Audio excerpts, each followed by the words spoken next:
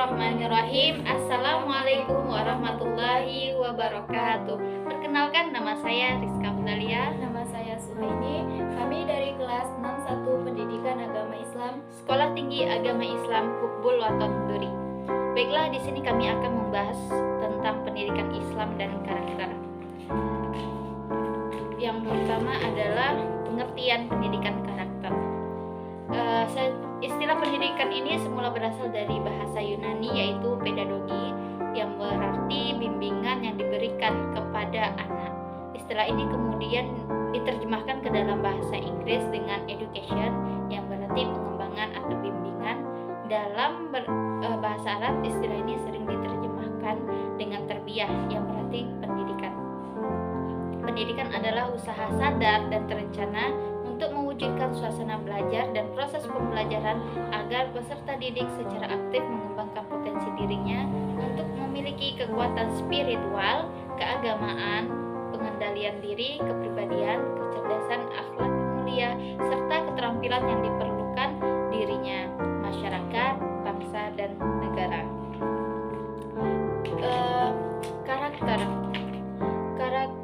Secara etimologis, kata karakter tersebut berasal dari bahasa Yunani, yaitu charasein, yang berarti to engrave, yang diterjemahkan mengukir, melukis, memahat, atau menggoreskan.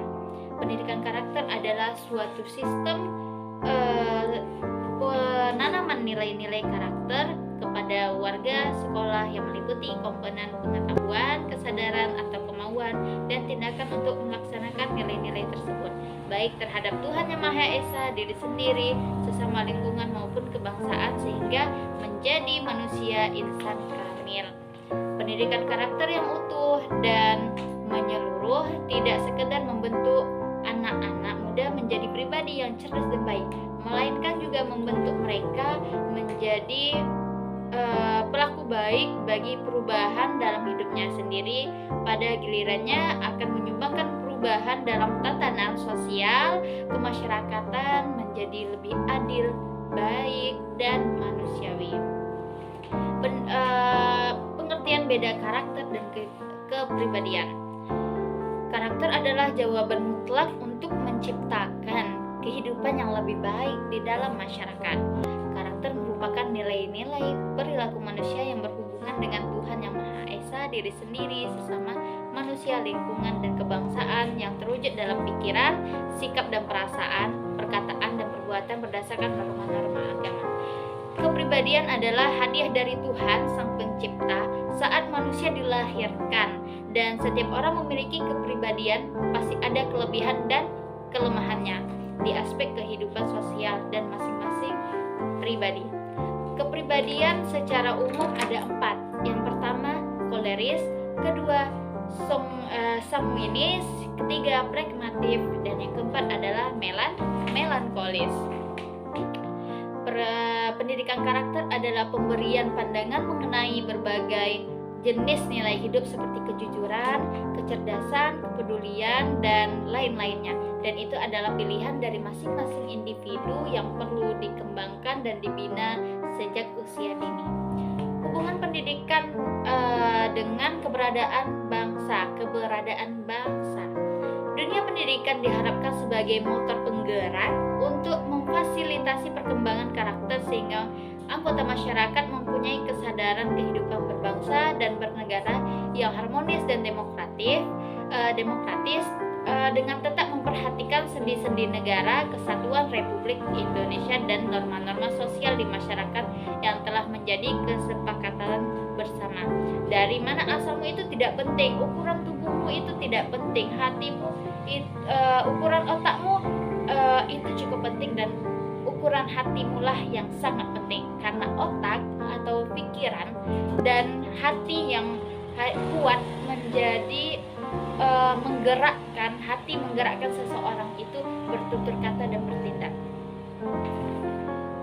Dan pendidikan karakter itu bertujuan untuk meningkatkan mutu penyelenggaraan dan hasil pendidikan di sekolah, yang mengarah pada pencapaian pembentukan karakter dan akhlak mulia peserta didik secara utuh, terpadu, dan seimbang.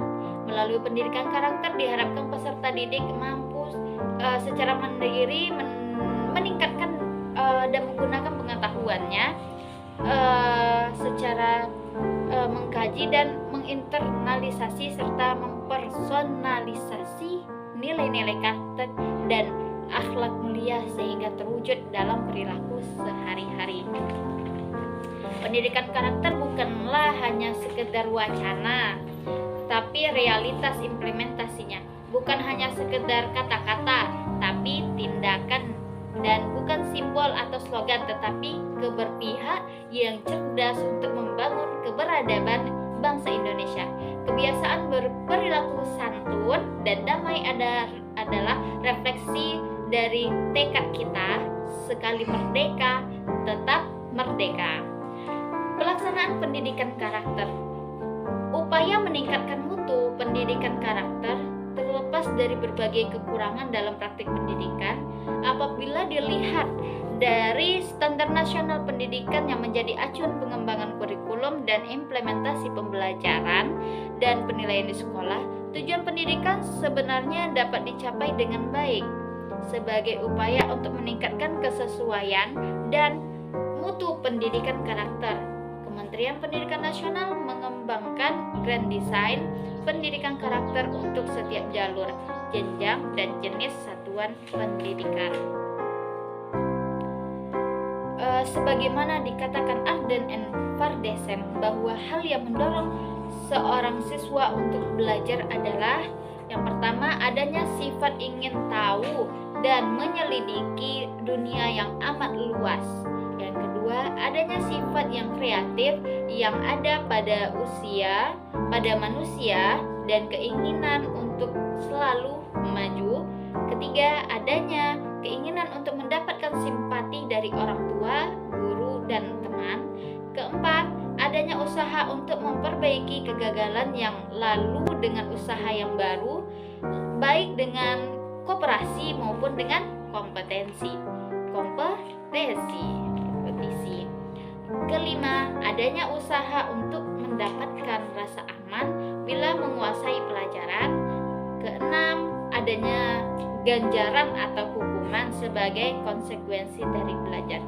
Guru harus memberikan rasa aman dan keselamatan kepada setiap peserta didik di dalam menjalani masa-masa belajarnya. Hal ini senada dengan pendapat Trianto tentang peranan guru di sekolah, keluarga, dan masyarakat dipandang dari segi diri pribadinya. Seorang guru berperan sebagai pekerja sosial, yaitu seorang yang harus memberikan pelayanan kepada masyarakat, pelajar, dan ilmuwan, yaitu seorang yang harus senantiasa belajar secara terus-menerus untuk mengembangkan penguasaan keilmuannya. Orang tua, artinya guru adalah wakil orang tua peserta didik bagi setiap peserta didik di sekolah. Model keteladanan, artinya guru adalah model perilaku harus dicontoh oleh para peserta didik. Dan terakhir, pemberi keselamatan bagi peserta didik. Peserta didik diharapkan akan merasa aman berada dalam didikan gurunya. Kita sebagai guru mengarahkan permasalahan ini kepada siswa sebagai penyebabnya, baik karena siswa yang malas, yang tidak punya buku paket, atau alasan lain. Guru adalah orang tua para siswa.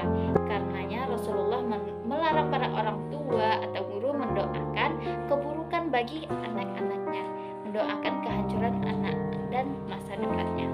Jadi guru itu adalah bukan hanya mengajarkan tetapi juga mendidik.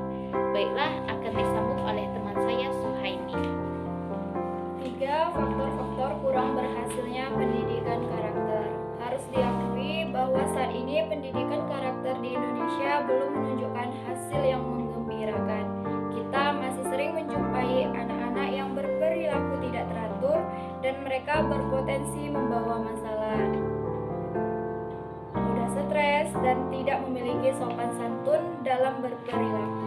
Kekacauan tingkah laku remaja saat ini menjadi memberikan waktu untuk kehidupan masyarakat di masa mendatang. Hal-hal tersebut disebabkan oleh pendidikan karakter yang gagal dilaksanakan oleh orang tua, guru, dan masyarakat. Ada 4 faktor penting yang mempengaruhi perkembangan karakter anak. Yang pertama, faktor lingkungan. Lingkungan serta budaya yang berlaku di tempat anak tumbuh merupakan salah satu faktor yang berkontribusi terhadap perkembangan karakter seorang anak. Faktor lain dalam perkembangan kepribadian masa kanak-kanak ini termasuk kualitas pengasuhan anak-anak yang diterima anak-anak dari orang tua mereka. Yang kedua, faktor genetik dan gender. Faktor seperti genetik pada umumnya melekat pada anak sejak lahir.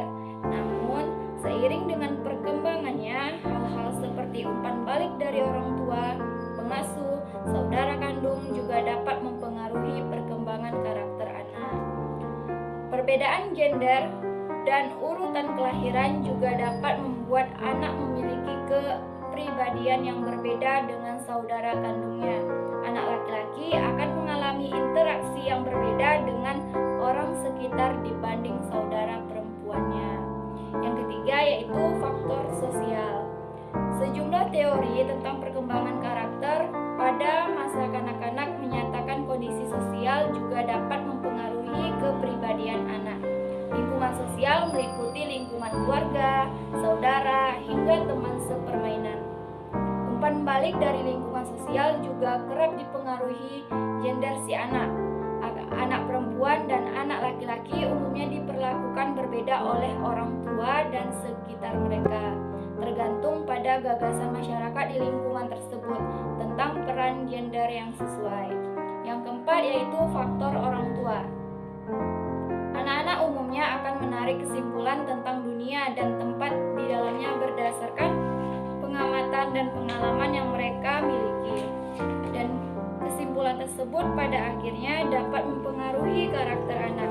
Dalam hal ini, orang tua biasanya menjadi sumber utama yang membentuk pandangan anak terhadap dunia dan mempengaruhi perkembangan karakternya. Yang keempat, paradigma baru pendidikan karakter di Indonesia dalam tinjauan psikologis. A. Pengertian paradigma pendidikan karakter. Paradigma berasal dari kata itu sendiri yang merupakan kata pinjaman dari bahasa Latin pada tahun 1483 yang berarti bahwa paradigma model atau pola. Paradigma adalah kumpulan tata nilai yang membentuk pola pikir seseorang sebagai titik tolak pandangnya sehingga akan membentuk citra subjektif seseorang memiliki realita dan akhirnya akan menentukan bagaimana seseorang menanggapi realita itu. Selanjutnya, ada 18 nilai dalam pendidikan karakter menurut Dignas.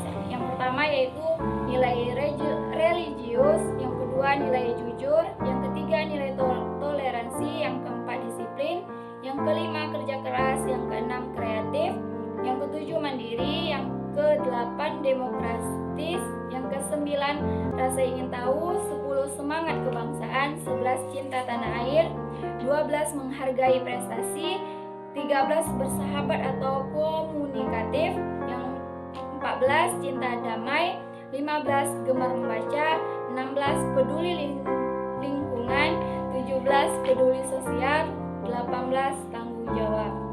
Pendidikan karakter adalah proses menanamkan karakter tertentu sekaligus memberi benih agar peserta didik mampu menumbuhkan karakter khasnya pada saat menjalankan kehidupan. Yang B. Paradigma baru pendidikan karakter.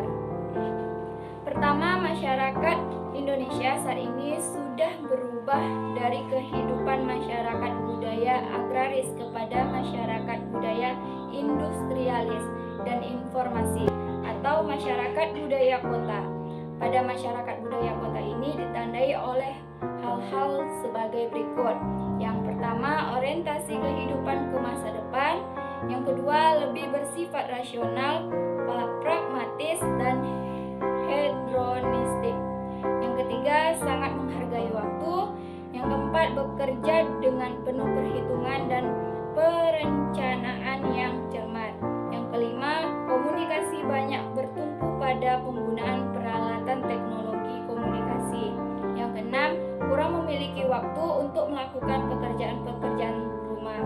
Yang ketujuh, mengikuti budaya pop atau sesuatu yang sedang tren. Yang kedelapan, profesional dalam bekerja. Yang kesembilan, cenderung individualistik. Yang kesepuluh, cenderung mengikuti budaya bakat yang hedonistik, materialistik, dan pragmatis.